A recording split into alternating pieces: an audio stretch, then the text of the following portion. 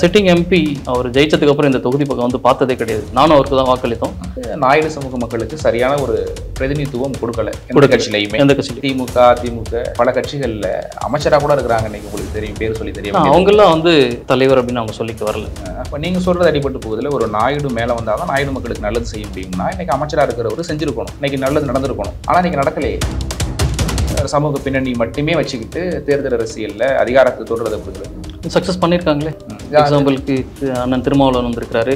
அதுக்கப்புறம் சாதி கட்சியில் 15-20 வருஷமா உழைச்சிருக்காரு. அது கிடைச்ச அங்கீகாரம். அது நான் குறை சொல்ல. ஒரு பக்கம் உழைச்சிருக்காருன்றீங்க, ஒரு பக்கம் அவரை ரோல் மாடலாக எடுத்துக்கூடாதுங்கிறீங்க. என்ன சொல்ல வரீங்க? பாதிக்கப்பட்டவர்களுக்கு நாங்கள் இன்னைக்கு சப்போர்ட்டாக தான் இருக்கோம். என்ன சப்போர்ட்டாக இருந்தீங்க? ஏதாச்சும் ஒரு போராட்டம் பண்ணுங்க. தென்காசியில் இப்போ அந்த பிள்ளைங்களுக்கு சாக்லேட் கொடுத்தாங்க, நீங்கள் போராட்டம் நடத்திருக்கலாம். எவ்வளவோ வந்து கோயிலில் நுழைய முடியல, ஆலய பிரதேசம் பண்ண முடியல, எவ்வளோ ஊரில் வந்து ஊராட்சி மன்ற தலைவர் கொடியேற்ற முடியல. கேட்டால் சாதிய பிரச்சனை. 61 திண்ணாமை இருக்கு இங்கே தமிழ்நாட்டில். எந்த திண்ணாமை இது எல்லாமே உண்மையிலேயே சாதிக்காக வந்த சண்டை நினைக்கிறீங்களா? இல்லை, இதுக்கு முன்னாடி சாதிகள் இல்லையா? அமைப்பு எங்காச்சும் கண்டன ஆர்ப்பாட்டம் ஏதாச்சும் ஒன்று சொல்லுங்க. நீங்கள் சுயேட்சையா நின்று வெற்றி பெற்றா இதெல்லாம் சாத்தியம், மத்திய அரசு சொன்னால் செஞ்சு கொடுப்பாங்க அப்படிங்கிற நம்பிக்கை இருக்கா? கண்டிப்பாக இருக்கு. கொடுக்கறதும் கொடுக்காததும் அவங்க கையில் தானே இருக்குது. அதுதானே இப்போ இங்கே பிரச்சனையே.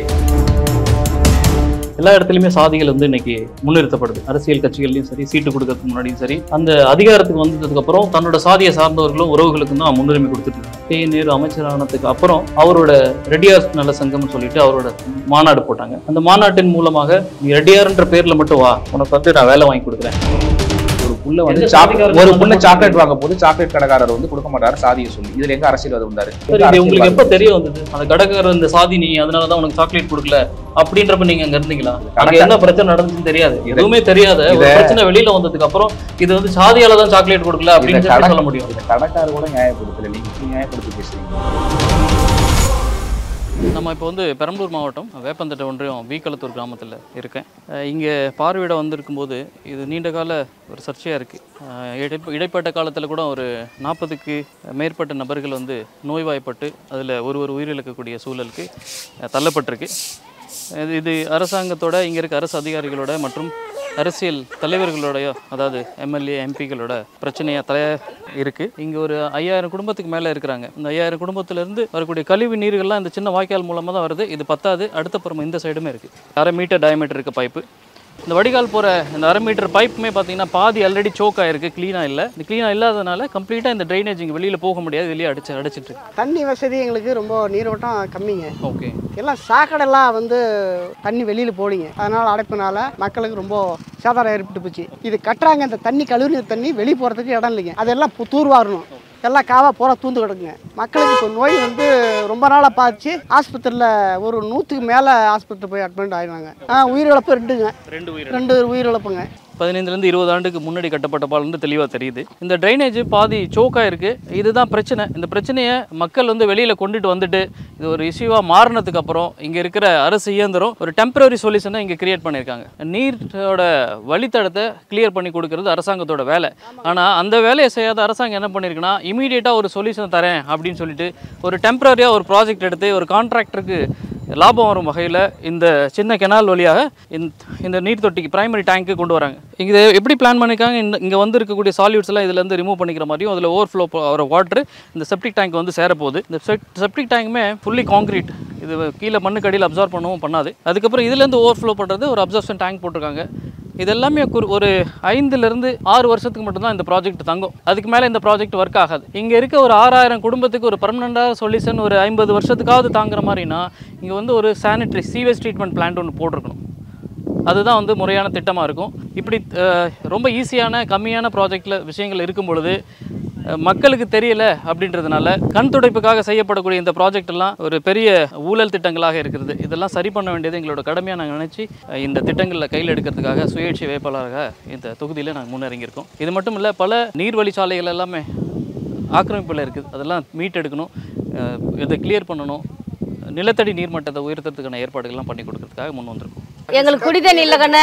குடி தண்ணி வந்து ஆத்து தண்ணி தவிர மத்த தண்ணி எந்த எவத்தியுமே தண்ணி ஒரு போர் கை போர் இது இல்ல. சாக்கடை சுத்தமா ஆகணும். இந்த சாக்கடையை கொஞ்சம் எடுத்து கொஞ்சம் கொஞ்சம் மேடு பாத்தி வைக்கணுங்க சார். இவத்துக்கிட்ட இருக்கிறத வடிகால் இருக்கிறது, அதாவது தண்ணி நிக்கிறதுக்கு, மழை பெய்யுற தண்ணி நிக்கிறதுக்கு, அது வடிஞ்சு போறதுக்கான வாய்ப்பு தரும். கட்டமைப்பு ஏற்கனவே இருந்ததெல்லாம் இப்ப அழிஞ்சு போயிருக்கு. அதனாலதான் இங்க நீர் மட்டம் குறைஞ்சிருக்கு. ஆமாங்க. நீங்க எவ்வளவு போர் போட்டாலும் தண்ணி வந்து சேரல, ஊரா போய் தூக்கிட்டு வர சூழல் இருக்கு. இதெல்லாம் பாதுகாக்கிற, இயற்கை பாதுகாத்தாதான் நம்மளால இருக்க முடியும். அதுக்கு நம்ம ஏற்பாடு பண்ணுவோம். ஆமாங்க.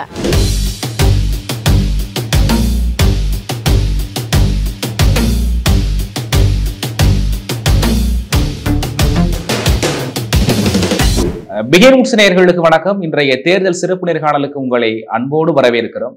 தமிழக நாடாளுமன்ற தேர்தல் களம் ரொம்பவே சூடு பிடிச்சிருக்கு அப்படின்னு சொல்லலாம். வேட்புமனு தாக்கல்ல தொடங்கி தேர்தல் பிரச்சாரம், வாக்கு சேகரிப்பு அப்படின்ட்டு இன்னும் கொஞ்ச நாள் தான் இருக்கிற சூழ்நிலையில போட்டி போட்டுக்கொண்டு அரசியல் கட்சிகள் தங்களது பிரச்சாரங்களை தொடங்கியிருக்கிறாங்க. பெரம்பலூர் மக்களவை தொகுதியில திமுக, அதிமுக, பாஜக, நாம் தமிழர் கட்சிகள் என 4 முனை போட்டிகள் நடந்து கொண்டிருக்கிறது. இதுல இவங்களுக்கெல்லாம் மத்தியில ஒரு சுயேட்சை வேட்பாளருடைய முகம் பரவலாக பேசப்படுகிறது. ரங்கராஜ் என்ற சுயேட்சை வேட்பாளர் தான் நீங்க நேர்காணல சந்திக்க இருக்கிறோம். என்ன செய்கிறார் அவர்? நிறைய விஷயங்களை பேசலாமா சார்? வணக்கம் சார். வணக்கம். சுயேட்சை வேட்பாளர் அப்படின்னு சொன்னோடனே கொஞ்சம் வயசு அதிகமா இருக்கும், ஏதாச்சும் அதிருப்தியில எதுவும் சீட்டு தரல அப்படின்ட்டு வந்திருப்பாரு அப்படின்னு நினைச்சோம். இங்க வந்து விசாரிச்சப்ப நல்ல ப்ரொஃபைல், நிறைய சம்பளம் வாங்கினவர், 10 லட்சம் மதிப்பு சம்பளம் வாங்கினவர், திடீர்னு அதெல்லாம் விட்டுட்டு அரசியலுக்கு வந்திருக்காரு, மக்களுக்கு நல்லது செய்யணும் அப்படின்னு சொன்னார். உங்களை பத்தி சொல்லுங்களேன், எங்க படிச்சீங்க, என்ன பின்புலம் அப்படின்னு? சார், நான் ஒரு ஏழை விவசாயியோட பையன். பிள்ளையார்பாளையம் அப்படின்ற கிராமம் வேப்பந்தட்டை ஒன்றியத்தில் இருக்கு. அது பக்கத்தில் இருக்க அன்னமங்கலத்தில் இருக்கக்கூடிய லிட்டில் ஃப்ளவர் ஹையர் செகண்டரி ஸ்கூலில் தான் என்னோட படிப்பு +2 முடித்தேன். அதுக்கப்புறம் இன்ஜினியரிங் கீழக்கரையில் இருக்கக்கூடிய முகமது சதக்கில் படித்தேன். பிறகு என்னோட ட்ரைனிங்லாம் சென்னையில் பண்ணேன். ஆன்போர்ட் ட்ரைனிங்லாம் பாம்பேயில் பண்ணேன்.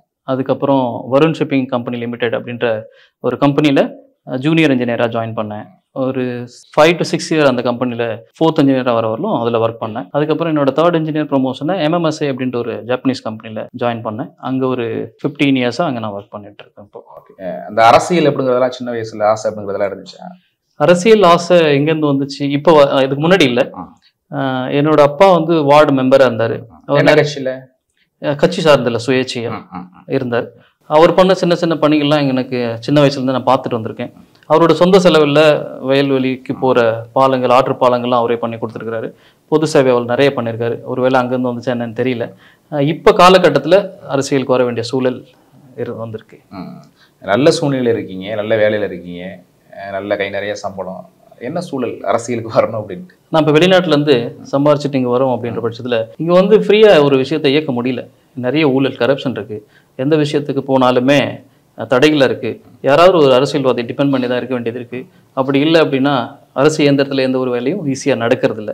ஒரு தொழிலே பண்ணால் கூட நிறைய இடையூறுகள்லாம் இருக்குது. அதுக்கெல்லாம் அரசியல் பின்புலம் தேவைப்படுது.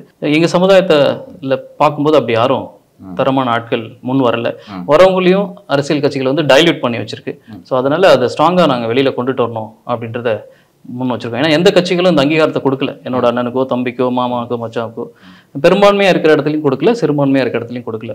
தொடர்ந்து நசுக்கப்பட்டு இருக்கிறதுனால நாங்கள் வெளியில் வரணும் அப்படின்ற கிட்டத்தட்ட ஒட்டுமொத்த தமிழகத்தில் இருக்கக்கூடிய நாயுடு சமுதாய மக்களோட கோரிக்கையாகவும் அவங்களோட ஒப்புதலாகவும் அவங்களோட வேண்டுதலாலும் வர வேண்டிய சூழலாக இருக்குது. நீங்கள் இப்போ அரசியலுக்கு வர்ற காரணம் வந்து நாயுடு சமூக மக்களுக்கு சரியான ஒரு பிரதிநிதித்துவம் கொடுக்கல, எந்த கட்சியிலையும் கொடுக்கல.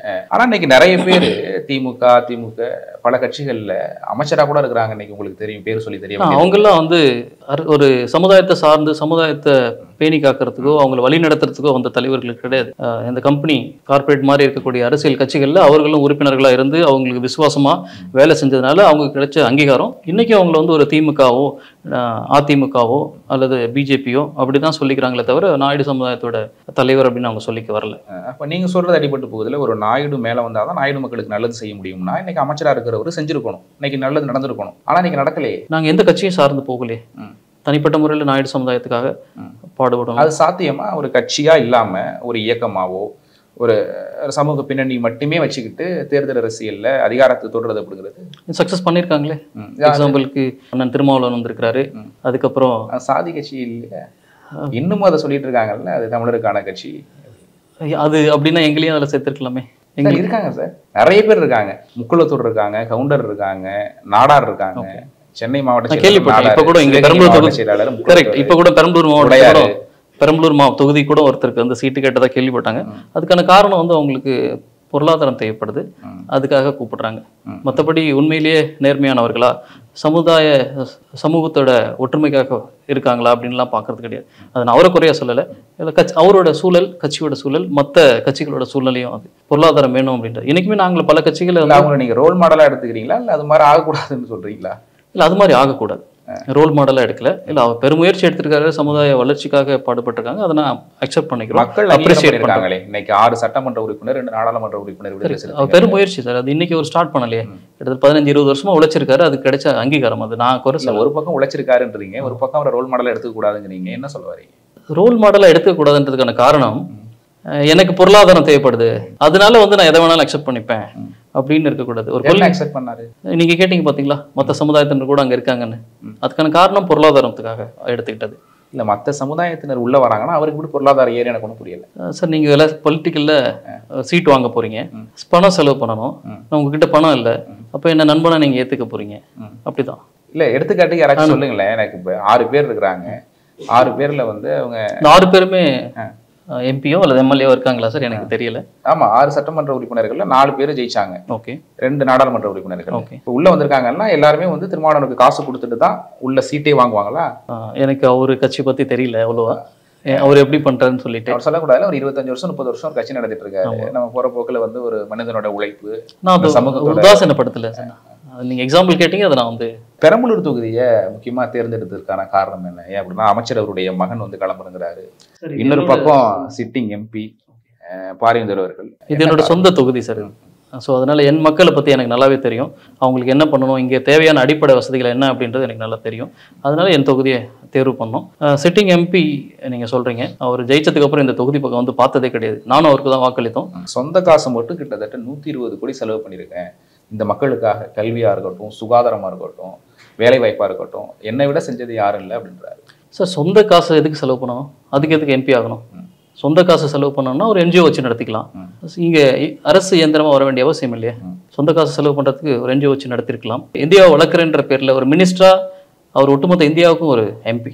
நான் இந்த தொகுதியில் வந்து ஒரு 1200 ஸ்டூடெண்ட்ஸை படிக்க வைக்கிறேன், ஒரு 120 கோடி செலவு பண்ணுறேன் அப்படின்னு சொல்கிறது எந்த வகையில் சாத்தியமா அப்படின்றது எனக்கு தெரியல. நாங்கள் நிறைய செயல் திட்டம் கொடுத்துருக்கோம், உங்களுக்கு வேணா அப்புறமா சொல்கிறேன் என்னன்றது. ஸோ ஒரு கட்டமைப்பே இல்லாத, ஒரு என்ன பண்ண போகிறோன்ற ஒரு எய்மே இல்லாத 120 கோடி நான் செலவு பண்ணியிருக்கேன். திரும்ப வந்தால் ஒரு 1200 ஸ்டூடெண்ட் படிக்க வைப்பேன். இந்த 1200 ஸ்டூடெண்ட் அப்படின்றது எவ்வளோ பெருசு? இந்த வால்யூமில் கிட்டத்தட்ட 5 லட்சம் குடும்பங்கள் இருக்குது. ஒரு குடும்பத்துக்கு 2 பேர். 10 லட்சம் ஸ்டூடெண்ட்ஸ் இருக்க இடத்துல வெறும் 1200 பேர் நான் ஃப்ரீயாக படிக்க வைக்கிறேன்னா அது இந்த ரேஷியோ கணக்கு பண்ணி பாருங்க, ஏதாவது ஒர்த்து இருக்கான்னு சொல்லிட்டு. சிறு துளியான நாளைக்கு பேர் வெள்ளம் ஆகும். இன்னைக்கு 1200, நாளைக்கு 2400 ஆகும். அடுத்து அடுத்த 10 வருஷத்துக்கு அப்புறமா நல்ல விஷயம் தானே. இன்னைக்கு ஒருத்தவரை கூட படிக்க வைக்க முடியாத அரசியல்வாதிகள் அதுக்கு இருக்கிற பள்ளிகளை சீர்திருத்தம் பண்ணணும்னா எல்லா பிள்ளைங்களுக்குமே நல்லா பண்ணலாம், நல்ல எஜுகேஷன் கொடுக்கலாமே. அது ஒரு எம்பியால முடியாதுல்ல, ஒட்டுமொத்த அரசும் நினைக்கணும்ல. ஒரு எம்பி ஒரு தொகுதிக்கு சார், 6 தொகுதிக்கு ஒரு எம்பி. அந்த 6 தொகுதி ஒரு எம்பி பார்க்கணும், அதுதான் அவரோட வேலை. அது ஒரு எம்பி பார்க்க முடியாது அப்படின்னு சொல்றது எந்த வகையில் இல்லை? இங்க பெரம்பலூர்ல எந்த பள்ளி அது மாதிரி வந்து ரொம்ப ஒரு மறுசீரமைப்பு பண்ண வேண்டிய அவசியத்துல இருக்கு? அனைத்து அரசு பள்ளிகளுமே தேவை இருக்குது. அரசு பள்ளிகள் அனைத்துமே தேவை இருக்கு. நிறைய பிரைவேட் பள்ளிகளுமே இன்னும் வளராத நிலைகள்ல தான் இருக்கு. பொருளாதார ஏன்னா அவங்க வந்து சப்சிடியில் மாணவர்களுக்கு ஃபீஸ் வாங்குறாங்க. கடந்த ஆண்டை விட அரசு பள்ளியில் 10% அதிகரிச்சிருக்குன்னு சொல்கிறாங்க மாணவ மாணவியர் சேர்க்கை 1 to 5. அதுக்கு காரணம் வந்து நீங்கள் சீட்டு ஒதுக்கிருக்கீங்க பார்த்தீங்களா, 7%. அதுக்காக கிடையாது. 1 to 5, 1ஆவதுல இருந்து 5ஆவது வரைக்கும் வராங்கல்ல, அங்கே படிக்கிற அட்மிஷன் அப்போ தான் கிடைக்கும், கண்டினியூட்டி இருக்கும். இல்லை, அங்கே தரம் கட்டமைப்பு நல்லா இருக்கிறதுனால தானே வந்து சேர்க்குறாங்க. தெரியல சார், நான் திரும்ப சேர்ந்து தான் படிச்சு தெரிஞ்சுக்கணும். இந்த தொகுதியில குறிப்பா இப்ப அமைச்சரோட மகன் அவர் நேரடியா களமிறங்குறாரு. ஓகே, எந்த அளவுக்கு இருக்கு உங்களுக்கான வெற்றி வாய்ப்பு? அவருடைய ஆதரவு அப்படிங்கிறது எப்படி இருக்கு? திமுக பொறுத்தவரையில இந்த தொகுதியில அவங்களோட நிர்வாகிகளே இன்னைக்கு வேலை செய்யல, அவங்களுக்குள்ள நிறைய விரிசல் இருக்கு. காரணம் வந்து அவரோட சொந்தக்காரங்களை தான் எல்லாத்தையும் பொறுப்பாளர்களா போட்டிருக்காங்க அப்படின்றது. யாரையும் அங்கீகரிக்கல, கட்சியோட சரியான நிர்வாகிகளை நியமனம் பண்ணல, அங்கீகாரம் கிடைக்காத உறுப்பினர்கள்லாம் இன்னைக்கு அதிருப்தியில் இருக்காங்க, அவங்கெல்லாம் வேலை செய்யாத இருக்கிறாங்க. அது நல்லாவே தெரியுது. டிஎம்கே ஆட்சியாளர்கள் போகிற இடமெல்லாம் வந்து அவர்களை புறக்கணிக்கிறதுக்கு அவங்கள வெளியில் அனுப்பி வைக்கிறாங்க தொகுதிகளில். அது என்னால் கண் கூட பார்க்க முடியுது. எங்களுக்கு வெற்றி வாய்ப்பு நல்லாவே இருக்கு. ஆனால் வெளியில் வந்து யாரும் பார்க்க முடியலையே. நாங்கள் வந்து அதிருப்தியில் இருக்கோம், இது மாதிரி வந்து எங்களுக்கு வந்து கட்சி வந்து இப்படி எனக்கு கொடுக்கல, அவங்களுக்கு கொடுத்துருச்சு அப்படின்ட்டு யாரும் வெளியில் வந்து சொல்ல மாட்டாங்க. எப்படி சார் சொல்ல முடியும்? நீங்களே சொல்றீங்க. உங்களுக்கு எப்படி தெரியுது? சர்வே எடுக்கிறோம். எங்களோட ஆட்கள் வந்து டிராவல் பண்றாங்க, போற வழிகளில் பாக்குறோம், சோசியல் மீடியால வருது, நீங்களே பார்த்திருப்பீங்க, தெரியாத மாதிரி கேட்குறீங்க. ஆனா இல்ல என்ன சொல்றாங்க குறிப்பா, என்ன அதிருப்தியா சார்? அவங்களுக்கு எலெக்ஷனுக்கு வராங்க, அதுக்கப்புறம் தொகுதி பக்கம் வந்து பாக்குறது இல்ல, சின்ன சின்ன குறைகள் என்ன இருக்கு அப்படின்ட்டு சொல்றது இல்லை. எக்ஸாம்பிளுக்கு உங்களுக்கு தேவைன்னா வீக்களத்துல கடந்த ஒரு 20 நாளைக்கு முன்னாடி ஒரு இன்சிடென்ட். இது ஒரு 60 ஆண்டு காலமா நடந்துட்டு இருக்க பிரச்சனை. இது ஒரு கிராமம் தான், இது போல பல கிராமங்கள் இருக்கு. கழிவு நீர் அங்க வந்து சரியா போகல, கிராமத்துல பக்கத்துல தேங்கி நிக்குது. ஒரு 5,000 to 6,000 குடும்பங்கள் இருக்க இடம். அந்த தேங்கி நிக்கிற கழிவு நீர் என்ன போகுதுன்னா நிலத்தடி நீரோட கலந்து அங்க அது பாய்சனா மாறுது. அதை குடிச்சிட்டு இருக்க மக்களுக்கு வந்து வியாதி வருது. ஒரு கிட்டத்தட்ட 40க்கும் மேற்பட்டவர்கள் வந்து மருத்துவமனையில் அனுமதிக்கப்படுறாங்க. 2 பேர் உயிரிழப்பாகுது. ஸோ இதெல்லாம் வந்து 60 ஆண்டு காலமா ஒரு அரசியல் அமைப்புக்கு தேவை சரி பண்றதுக்கு. இன்னைக்கு வந்து கேஸ் சிலிண்டர் 500 ரூபாய் கொடுக்குறேன்றாங்க. எனக்கு தெரிஞ்சு ஒரு கேஸ் சிலிண்டரோட விலை 495 ரூபாய் அடக்க ரேட்டே வரும். ஸோ அதை டிரான்ஸ்போர்ட் பண்ணி ஒரு நாட்டிலேருந்து இங்கே கொண்டு வரணும். நம்மக்கிட்ட கேஸே கிடையாது, மிடில் ஈஸ்ட்லேருந்து கொண்டு வரணும், இல்லைனா ஆஃப்ரிக்காலேருந்து கொண்டு வரணும், இல்லை அமெரிக்காலேருந்து கொண்டு வரணும். இந்த டிரான்ஸ்போர்ட்டேஷன் காஸ்ட் எப்படி கொடுப்பாங்க? சப்சிடி எங்கேருந்து வருது? சப்சிடி கொடுக்கணும்னா உங்கள்கிட்ட என்ன இன்கம் இருக்குது, இந்தியாவில் தமிழ்நாட்டில் என்ன இன்கம் இருக்குது, எதை வச்சு அந்த சப்சிடி கொடுப்பீங்க? இவ்வளோ இலவசம் கொடுக்குறோம், எல்லாத்துக்குமே இலவசம். மக்களை வந்து நீங்கள் பர்பஸாகவே சோம்பேறியாக மாற்றி அவங்கள அடிமையாக்கி அதுக்கப்புறம் அவங்களை டிபெண்ட் பண்ண வச்சு ஓட்டை வாங்குறதுக்கு முயற்சி பண்ணுறாங்க. இருந்தாலும் திமுக, அதிமுக, காங்கிரஸ் 67க்கு அப்புறம் தொடர்ந்து இவங்க தானே ஆட்சி பண்ணிட்டு இருக்காங்க. தமிழகத்தில் சொல்கிறேன், நீங்கள் சொல்கிறதெல்லாம் இந்த தேர்தலை வந்து மக்கள்கிட்ட கொண்டு போய் சேர்க்கையில் அவங்க புரிஞ்சுக்கிட்டு அதை வாக்கை வந்து அவாய்ட் பண்ணுவாங்களா? அது உங்களுக்கு வந்து கன்வெர்ட் ஆகுமா? இது மாதிரி பேசுகிறவங்களுக்கு கன்வெர்ட் ஆகும் சார், வாக்கு கன்வெர்ட் ஆகும். இப்போவே புரிஞ்சுக்கிறாங்க சார். தொகுதியில் போகும்போது அவங்களுக்கு ஜென்ரலாக போய் சுயேட்சை வேட்பாளர் அப்படின்னு அறிமுகப்படுத்தும் போது சொல்லும் பொழுதுமே அவங்க என்ன சொல்கிறாங்க, ஓகே நாங்கள் ஏடிஎம்கேவுக்கும் டிஎம்கேவுக்கும் மாற்றி வாக்களித்து ஏமாந்து போய் தான் இருக்கோம், திரும்பி வரதில்லை, பார்க்க போனாலும் அப்ரோச்சபிளாக இல்லை, எந்த மனுக்களுமே வந்து முடிவுகளுக்கு வரதில்லை அப்படின்ற அதிருப்தி இருக்குது. அதனால யாராவது ஒருத்தர் புதுசாக வந்து பண்ணால் நல்லாயிருக்கும், தொகுதியிலே இருந்து பண்ணால் நல்லாயிருக்கும், மக்கள் கூட சேர்ந்து பயணம் பண்ணால் நல்லாயிருக்கும்னு எதிர்பார்க்குறாங்க. எங்களுக்கு அதில் நல்ல ஆதரவு மக்கள் கிட்ட இருந்து கிடைக்குது. அந்த சின்ன எப்படி சார் உங்களுக்கு தொடர்பு படுத்தி வாங்கியிருக்கீங்க அந்த கப்பல் அப்படிங்கிறது? நாங்கள் கேட்டிருந்தோம் சார்.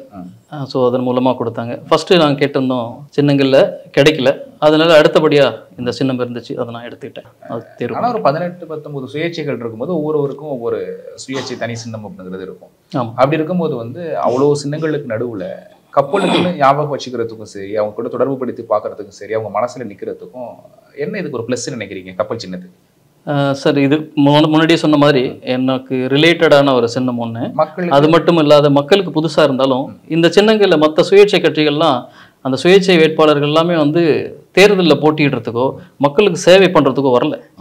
அரசியல் கட்சிகள் அவங்களோட பூத் ஏஜென்ட்டுக்காகவும் அவங்களோட வாகனங்களை பயன்படுத்திக்கிறதுக்காகவும் அவங்களோட தேர்தல் பணியை பயன்படுத்திக்கிறதுக்கு இந்த சுயேட்சை வேட்பாளர்களை நிறுத்தியிருக்காங்க.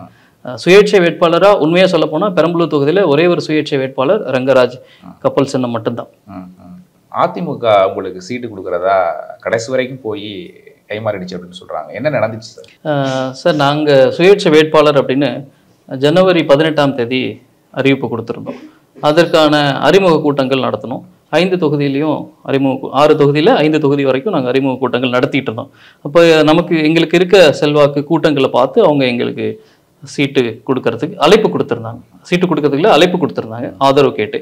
நாங்கள் ஆதரவு கொடுக்கறதுக்கு இல்லை, ஏன்னா இது முதல் முறையில் அதிமுக கூட வந்து 96, 2001 இந்த டைமில் நாயுடு சமுதாயம் வந்து அவங்க கூட கூட்டணின்ற பேரில் போய் பேர் இழப்பை சந்திச்சிருக்கு. ஸோ அதனால அதே தவறு திரும்ப நடந்துடக்கூடாதுன்ற பட்சத்தில் நாங்கள் என்ன பண்ணோம், ஆதரவு அப்படின்றதுக்கு எங்கள்கிட்ட இடம் இல்லை, எங்களுக்கு ஒரு சீட்டு கொடுங்க, அப்படி இல்லைன்னா வந்து மேல் சபையில் ராஜ்யசபையில் வந்து எங்களுக்கு ஒரு இடம் ஒதுக்கி கொடுங்கன்ற கோரிக்கை வச்சிருந்தோம். அதில் இந்த கோரிக்கையில் யாரையும் பேச்சுவார்த்தை நடத்துறா? நேரடியாக திரு எடப்பாடி பழனிசாமி நடத்துறாங்க. அதுக்கப்புறம் கடைசி வரலும் டிஸ்கஷன் போயிட்டே இருந்துச்சு.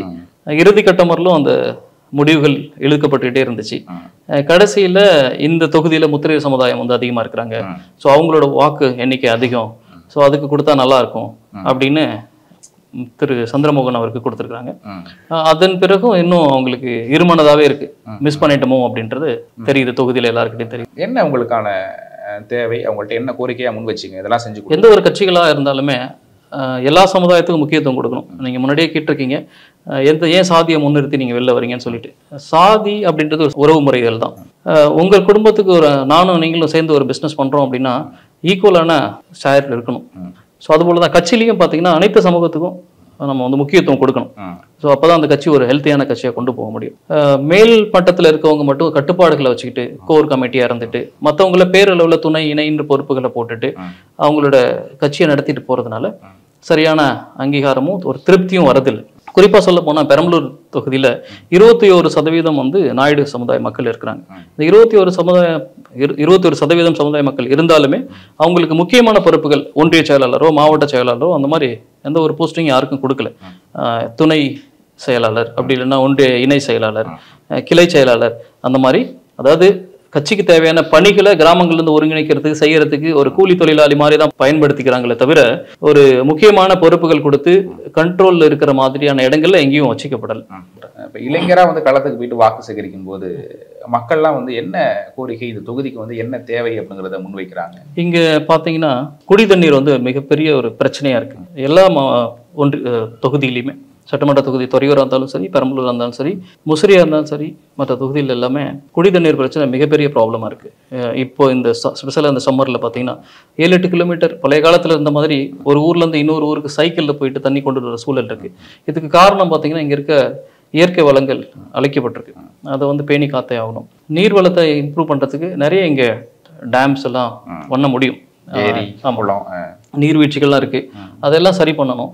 சரி பண்ணுறதுக்கு டேம் கட்ட முடியும். இருந்தாலும் கட்டலை. தொடர் கோரிக்கைகள்லாம் இருக்குது. எனக்கு தெரிஞ்சு 40 ஆண்டு காலமாக அரும்பாவூர் பக்கத்தில் இருக்க மலையாளப்பட்டி கொட்டாரக்குன்னு அப்படின்ற இடத்துல கல்லாறுன்னு ஒன்று இருக்குது.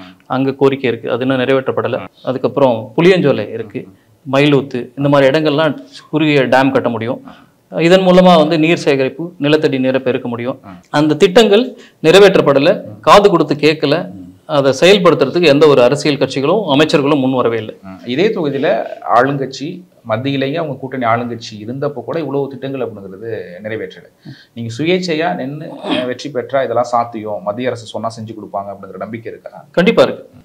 ஒரு குறிப்பிட்ட கட்சியை சார்ந்து நான் ஒரு எம்பியா நான் போறேன் அப்படின்ற பட்சத்துல நான் போறதுக்கு முன்னாடியே எங்க கட்சிக்காரங்க சொல்லிடுவாங்க, நீங்க அங்க என்ன பேசணும், என்ன பேசக்கூடாது, எதுக்கு கையொப்பம் விடணும், எதுக்கு கையொப்பம் விடக்கூடாதுன்ற ஒரு கட்டுப்பாடுகளோட தான் அங்க போக முடியும். நீங்களே பார்த்துருப்பீங்க, போகும்போது வெளிநடப்பு பண்ணிட்டாங்க, வெளில வந்துட்டாங்க, அப்படிதான் நான் நியூஸ் எல்லாம் பார்த்துருக்கோம். அங்கே நின்று தன் மக்களுக்காக நான் வந்து ஒரு எம்பி அங்கே போய் ரெப்ரசன்ட் பண்ணிக்கிறேன். அங்கே உட்காரும் பொழுது என் மக்களுக்கு என்ன வேணுன்ற நான் தான் கேட்கணும், இன்னொருத்தர் என்னை கட்டுப்படுத்தக்கூடாது. அப்படின்ற மட்டும் நான் மத்திய அரசோட சண்டை போட முடியும், மத்திய அரசோட திட்டங்களை என் மக்களுக்கு கொண்டு வந்து சேர்க்க முடியும், தொகுதி கொண்டு வந்து செய்ய முடியும். அது தாராளமாக செய்யலாம். நாங்கள் கேட்குறோம், எம்பி வந்து நாங்கள் கேட்கதாப்பா முடியும், செய்யாததும் செய்யறதும் அவங்களுடைய இது என்னதான் பண்ண முடியும் அப்படின்ட்டு ஜெயிச்சதுக்கு அப்புறம் கைவிரிச்சிட்டு போயிடுறாங்கல்ல. நம்ம எப்படி கோரிக்கை வைக்கிறோம்? ஓட்டு போடும்போது, ஓட்டு கேட்கும் போது நான் இதை செஞ்சு கொடுத்துறேன். அப்போ இறுதி வரைக்குமே ஒரு செயலை செஞ்சு முடிக்கிற வரைக்கும் அவங்க வந்து போராடணும். வரும் அமைச்சரா நான் போயிட்டு நான் அப்ளிகேஷன் கொடுத்தேன், எனக்கு கொடுக்கணும்னு சொல்லிட்டு அந்த பர்டிகுலர் மந்திரி நான் உட்காந்து பார்த்து பேசினேன் அப்படின்னா என்னோட வேலை முடிஞ்சிச்சுன்னு கிடையாது. ஒரு கோரிக்கையை வச்சு பின்தொடர்ந்து அந்த வேலையை முடிச்சு கொடுக்குற வரைக்கும் வரணும். ஒரு வேலை அந்த 5 ஆண்டு காலத்துல முடியலன்னா அடுத்த அமைச்சர் அதை வந்து கேரி ஃபார்வர்ட் பண்ணணும். அது எதுவுமே நடக்கிறதில்லை. ஒரு திட்டத்தை கையில் எடுக்கிறதும் இல்லை, எடுத்தாலும் அதை பாதியில விட்டுறது. இப்போ தேர்தல் செலவுக்கு பயந்துகிட்டே நிறைய பேர் சுயேட்சையாக கூட களமிறங்க மாட்டாங்க, நல்லது செய்யணும் அப்படின்ட்டு என்ன இருந்தாலும் அப்படின்ட்டு. அரசியல் எந்த அளவுக்கு பணம் அப்படிங்கிறது தேர்தல் அரசியல முக்கியமானதா இருக்கு நீங்க இப்போ வரைக்கும் பார்த்தது வரைக்கும்? சீட் அப்படின்னு கேட்க போனா இன்னைக்கு குறைஞ்சது கட்சிக்கு ஒரு 50 கோடி ரூபாய் பணம் கொடுக்கணும், அப்பதான் சீட்டே கிடைக்கும். அதுக்கப்புறம் வெளியில வந்து 50ல இருந்து ஒரு 60 கோடி ரூபாய், அதிகபட்சம் 100 கோடி ரூபாய் வரைக்கும் மக்களுக்கு பணத்தை கொடுத்து ஜெயிச்சே ஆகணும் அப்படின்னு மாற்றம் பண்ணி வச்சிருக்கு இன்னைக்கு அரசியல் சூழல். ஒரு 150ல இருந்து 160 கோடி ரூபாய் அதிகபட்சம், அல்லது குறைந்தபட்சம் ஒரு 60ல இருந்து 70 கோடி ரூபாய் செலவு பண்ணாதான் கட்சிகள் இன்னைக்கு வர முடியும். ஸோ அவ்வளவு பெரிய பணம் செலவு பண்ணி திரும்ப அதை சம்பாதிக்கிறது தான் நோக்கம் இருக்குமே தவிர மக்களுக்கு சேவை பண்ணணும் அப்படின்ற எண்ணம் இருக்காது. சுயேட்சையில நிற்கும் போது அவ்வளவு பணம் தேவையில்லை. அரசோட விதிமுறைப்படி 95 லட்சம் ரூபாய் அதிகபட்சம் செலவு பண்ணலாம்னு சொல்றாங்க. அந்த பணத்துக்குள்ளேயே வந்து ஜெயிக்க முடியும். இப்போ பொதுவா போய் நான் தான் அந்த மாதிரி ரங்கராஜ் வந்திருக்கேன் அப்படின்னு சொல்லும் போது மக்கள் ஆதரவு இருக்கும். இப்போ சாதி பேரை முன்னிறுத்தி போறதுக்கான காரணம் சாதி பேரை சொல்றது வந்து ஒரு பெரிய தவறு இல்லைன்னு நான் நினைக்கிறேன். சாதி சான்றிதழ் வந்து நீங்க அரசாங்கமே கொடுத்துருக்குது. சாதி இல்லை அப்படின்னு நீங்க சர்டிஃபை பண்ணா நானுமே அதை வாங்கி வச்சுப்பேன். சாதியை பயன்படுத்த மாட்டேன். எல்லா இடத்துலையுமே சாதிகள் வந்து இன்னைக்கு முன்னிறுத்தப்படுது. அரசியல் கட்சிகள்லையும் சரி, சீட்டு கொடுக்கறதுக்கு முன்னாடியும் சரி, அந்த அதிகாரத்துக்கு வந்ததுக்கு அப்புறம் தன்னோட சாதியை சார்ந்தவர்களும் உறவுகளுக்கும் தான் முன்னுரிமை கொடுத்துட்டு இருக்காங்க. குறிப்பா சொல்ல போனா KN நேரு அமைச்சரானதுக்கு அப்புறம் அவரோட ரெட்டியார் நல சங்கம்னு சொல்லிட்டு அவரோட மாநாடு போட்டாங்க. அந்த மாநாட்டின் மூலமாக ஓப்பன் டாக்கா பண்ணாங்க, நீ ரெட்டியார்ன்ற பேர்ல மட்டும் வா, உனக்கு வந்து நான் வேலை வாங்கி கொடுக்குறேன், நீ வரும்போது ராமசாமி ரெட்டியார்னு மட்டும் சொல்லிட்டா போதும், டோர் திறந்துருக்கும், உள்ள வந்துடலாம், உனக்கு சீட்டு வேலை அப்படின்ற விஷயத்த மேடையில பகிரங்கமா சொன்னாங்க. அதன் பிறகு திரு கதிரவன் அவர்களுக்கு எம்எல்ஏ சீட் வாங்கினாங்க பெரம்பலூர்ல. அதுக்கப்புறம் மண்ணச்சநல்லூர் தொகுதியில சீட்டு வாங்கினாங்க. அதன் பிறகு இப்போ நேரு தன்னோட பையனுக்கு ஒரு தொகுதியில பெரம்பலூர் தொகுதிக்கு எனக்கு எம்பி ஆகணும்னு சொல்லிட்டு சீட்டு கேட்டு வாங்கியிருக்காங்க. ஒரு தொகுதியில 3 ரெட்டியார் சமுதாயத்தை சார்ந்த நபர்களுக்கு முக்கியத்துவம் கொடுக்குறாங்க. கட்சிகள்லயுமே அனைத்து முக்கியமான பொறுப்புகளும் ரெட்டியார் சமூகத்தை சார்ந்தவங்க தான் இருக்கணும் அப்படின்னு நினைக்கிறாங்க. இது மட்டும் கட்சியை சார்ந்தது இல்லையா? அப்போ நீங்க கேட்கிற கேள்விக்கு இப்ப கட்சி இங்க பாத்தீங்கன்னா நாயுடு சமுதாயம் இருக்கு 21%, அதை தொடர்ந்து குமணார் சமுதாயம் இருக்காங்க, முதலியார் சமுதாயம் இருக்காங்க, அருந்ததியர் இருக்கிறாங்க, வெள்ளாளர் இருக்காங்க. அவங்க யாருமே குரல் எழுப்பலையே, ஏன் எங்களுக்கு கொடுக்கல, ஏன் அவங்களுக்கு மட்டும் கொடுக்குறீங்க அப்படின்னு. அவங்க வந்து ஒடுக்கப்பட்டிருக்காங்க. இன்னைக்கு நீங்க சொல்றீங்க பாருங்க, நேரு வந்து ஒரு அமைச்சர், இங்க வந்து பெரிய செல்வாக்கு இருக்கு, அவரை எதுக்கிறதுக்கு பயம் இருக்கு அப்படின்றதுனால அது வெளில வரதுக்கு மக்கள் இன்னும் டைம் எடுக்கும். அந்த அளவுக்கு ஒடுக்கப்பட்டு இருக்காங்க. அரசியல்வாதிகளை இவ்வளவு நாள் நம்பிட்டு இருந்தாங்க பண்ணுவாங்கன்னு சொல்லிட்டு, எங்களை போலவே அவங்களும் கொஞ்சம் கொஞ்சமா வந்துருவாங்க. இன்னைக்கு ஸ்டார்ட் பண்ணிட்டாங்க, அவங்களுக்கு விழிப்புணர்வோட வெளியில வரதுக்கு ஆரம்பிச்சிட்டாங்க. ஓகே, இந்த சாதி சர்டிபிகேட் சொன்னீங்க, சர்டிபிகேட்லாம் எதுக்கு இருக்கு அப்படின்ட்டு ஒன்னே ஒன்று நான் தெளிவுபடுத்த விரும்புறேன். இப்போ வந்து நோய் இருக்கு அப்படின்னா அதுக்கு நோய்க்கு வந்து மருந்து கொடுக்கறது தான். என்ன சாதி அப்படின்னா அதுக்கான சமூக நீதி, அதுக்கான வந்து என்ன வந்து நம்ம உங்களுக்கு ரிசர்வேஷன் கொடுக்கணும் அப்படிங்கிறதுக்கான ஒண்ணுதான் சர்டிபிகேட். அதையும் இதையும் தொடர்பு படுத்துறது எந்த விதத்துல நியாயம்?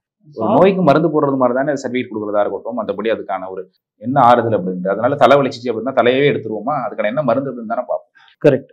அந்த மருந்து கொடுக்குற விஷயமே பாத்தீங்கன்னா இப்ப நாயுடு சமுதாயம் எடுத்துக்கோமே, நாயுடு சமுதாயத்துல வந்து நீங்க கேட்குற மாதிரி ரிசர்வுக்கு கோட்டாவுக்காக தனிப்பட்ட உட்பிரிவுகள் இருக்கு, ஃபார்வர்ட்ல இருந்து எஸ்சி வரலுமே. அப்போ அவங்க சர்டிபிகேட் கொடுக்கும்போது காட்டு நாயக்கர் அப்படின்னு கொடுக்கலாம், கௌரவ நாயக்கர் அப்படின்னு கொடுக்கலாம், கம்மாவர் நாயக்கர் அப்படின்னு கொடுக்கலாம், வடுக நாயக்கர்னு கொடுக்கலாம். ஆனா அப்படி கொடுக்காம எப்படி கொடுத்துருவீங்க?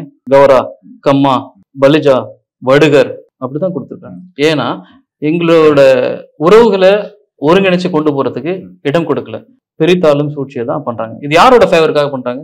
கட்சியோட ஃபேவருக்காக பண்ணிக்கிறாங்க. இல்ல உங்களுக்கு வந்து எங்க சாதி பேர் வந்து இப்படி மாத்தி கொடுத்துட்டாங்க அப்படிங்கிறது கவலையா இருக்கு. ஆனா இன்னைக்கு நிறைய சமூகங்களுக்கு ஆண்டாண்டு காலமா 100 தலைமுறையா 200 தலைமுறையா என் தாத்தனை என் பாட்டனை ஆண்டாண்டு காலமா அது மாதிரி படிக்காம இது மாதிரி இந்த சாதி பேரை மட்டுமே சொல்லி வச்சு அடக்கி ஆண்டு இன்னைக்கு வந்து இந்த நிலைமையில நாங்க இருக்கோம் அப்படிங்கிற வருத்தம் அங்க இருக்கு. எது சரியா இருக்கும்? நீங்க வந்து சாதி பேர் வந்து சரியா போடலங்கிறீங்க, அவன் சாதியே தப்புன்னு சொல்றாங்க. எவ்வளவு பாதிக்கப்பட்டிருக்காங்க. பாதிக்கப்பட்டவர்களுக்கு நாங்க இன்னைக்கு சப்போர்ட்டா தான் இருக்கோம். என்ன சப்போர்ட்டா இருந்தீங்க? ஏதாச்சும் ஒரு போராட்டம் சொல்லுங்க. தென்காசியில இப்போ அந்த பிள்ளைங்களுக்கு சாக்லேட் இருந்தாங்க, நீங்க ஒரு போராட்டம் நடத்திருக்கலாம்.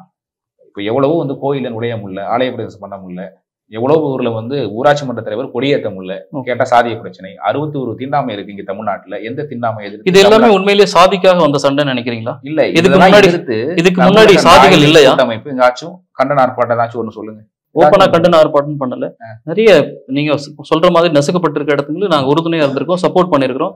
குறிப்பாக சொல்ல போனா பர்டிகுலர் கிராமங்கள்ல பேர் சொல்ல விரும்பல. இல்ல சார், தமிழ்நாட்டுல சாதி இருக்கா இல்லையா, ஒத்துக்கிறீங்களா இல்லையா? தமிழ்நாட்டுல சாதி இருக்கு. அந்த சாதினால எல்லா இடத்துலயுமே இருக்கு. சாதினால பிரச்சனை வருது. சாதினால பிரச்சனை இல்லை சார், அதை ஆயுதமா பயன்படுத்தி அரசியல் தலைவர்கள் அதை ஆயுதமா பயன்படுத்தி பிரச்சனைகளை உண்டு பண்ணிக்கிறாங்க. ஒரு புள்ள எந்த சாதிக்காரங்க சாக்லேட் வாங்க போது சாக்லேட் கடைக்காரர் வந்து கொடுக்க மாட்டாரு சாதியை சொல்லி, இதுல எங்க அரசியல் வந்தாரு? அந்த குழந்தைக்கு தெரியுமா அது என்ன சாதின்னு சொல்லிட்டு? சாக்லேட் கொடுக்க போனவர் என்ன காரணம் கேக்குறேன். குழந்தை அப்பாவி, அந்த குழந்தைக்கு தெரியல, கடைக்காரன் இந்த சாதி அப்படின்னு சொல்லிட்டு சாக்லேட் கொடுக்காம போக சொல்றாரு. இது உங்களுக்கு எப்ப தெரிய வந்தது? அந்த கடைக்காரர் இந்த சாதி நீ அதனாலதான் உனக்கு சாக்லேட் கொடுக்கல அப்படின்றப்ப நீங்க அங்க இருந்தீங்களா? கிடையாது. அம்மாட்ட போய் சொல்லும் போது கரெக்ட், அந்த அம்மா வந்து இந்த பொண்ணு போய் குழந்தைகிட்ட அம்மா கிட்ட சொல்லுது சாக்லேட் கொடுக்கலன்னு சொல்லிட்டு.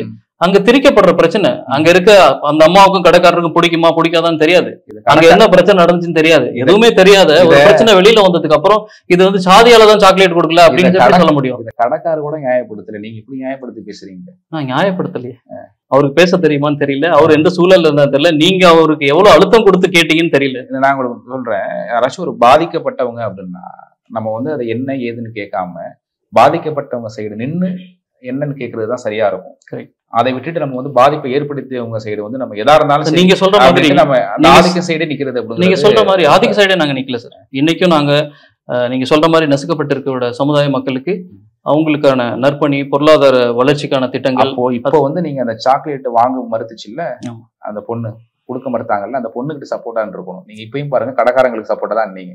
இல்ல அந்த பொண்ணுக்கு சப்போர்ட்டா தான் இப்ப இல்லைன்னு சொல்லல. அந்த குழந்தைக்கு என்ன நடந்துச்சுன்னு எனக்கு தெரியல. ஆனால் அங்க நடந்த விஷயத்த திரிக்கப்பட்ட விஷயமா தான் இருக்கும் அப்படின்னு நான் சொல்லுவேன். பெரம்பலூர் மக்கள் வந்து ஏன் உங்களுக்கு வாக்களிக்கும் அப்படின்னு நினைக்கிறீங்க? என்னென்ன திட்டங்கள்லாம் வச்சிருக்கீங்க எதுக்காக? சார், பெரம்பலூர் வறண்ட மாவட்டம். நாங்கள் ஏற்கனவே அறிவிப்பு கொடுத்துருக்குறோம். இங்க நீர் ஆதாரம் மிக முக்கியமான விஷயம். பெரம்பலூர் டவுனுக்காக குடி தண்ணீர் தேவை, விவசாயிகளுக்கான நீர்த்தேக்கங்கள் தேவை, பேரூராட்சிகளுக்கு வந்து கழிப்பறை வசதிகள் தேவை, இங்க வந்து சீவேஜ் ட்ரீட்மெண்ட் பிளான்ட் எல்லாம் தேவைகள் இருக்கு. இதெல்லாம் வச்சிருக்கோம். இங்க அடிப்படை வசதியா ரயில் தடம் வந்து நீண்ட நாள் கோரிக்கையாகவும் கனவாகவும் இருக்கு. அதை சரி செய்யணும் அப்படின்னு வந்திருக்கோம். இன்னைக்கு கல்குவாரிகள் பெரம்பலூர்ல மிக அதிகமான கல்குவாரிகள், பசுமையா இருந்த மலைகள்லாம் இன்னைக்கு வந்து குழி தோண்டப்பட்டு வறண்ட பூமியா காணப்படுது. ஸோ இதுக்கு பதிலாக பெரம்பலூர்ல இருந்து துறையூர் வழியாக இருக்கக்கூடிய பாதைகள் மூலமாக இருக்க மலைகளை குடைஞ்சி அந்த சுரங்க பாதைகள் மூலமாக ரயில்களை இயக்க முடியும். அதுல இருக்கக்கூடிய ரா மெட்டீரியல் எடுத்து கன்ஸ்ட்ரக்ஷனுக்கு பயன்படுத்த முடியும். அதெல்லாம் பண்ணாத ஒரு மிக எளிதா ஈஸியா எங்க கிடைக்குதோ அந்த மலைகளை உடைச்சு இன்னைக்கு அரசியல்வாதிகள் பயன்படுத்திட்டு இருக்காங்க. அதெல்லாம் மாற்றம் பண்ணணும். இதையும் தாண்டி மருத்துவமனைகளோட வசதிகள் ரொம்ப குறைவாக இருக்கு. மருத்துவத்தோட விழிப்புணர்வு குறைவாக இருக்குது.